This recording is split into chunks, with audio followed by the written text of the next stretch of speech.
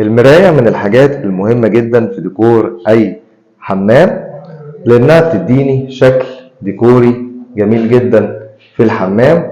وكل ما كانت المراية كبيرة كل ما هتدينا اتساع وشياكة وفخامة للمكان. زي ما انتوا شايفين كده، المراية دي عرضها 80 سنتي وارتفاعها 120 سنتي، سايبة مسافة تقريبا من 20-30 سنتي.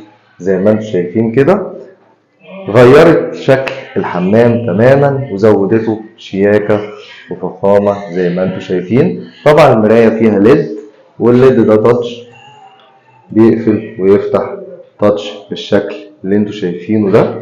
طبعا عملت لي شكل ديكوري جميل جدا مع الحوض البورسلين، مع الليد بروفايل اللي في الرف بتاع الشاور، مع الليد اللي في الشادو جاب اللي راكب بين السقف الجبسون بورد وبين الحيطة.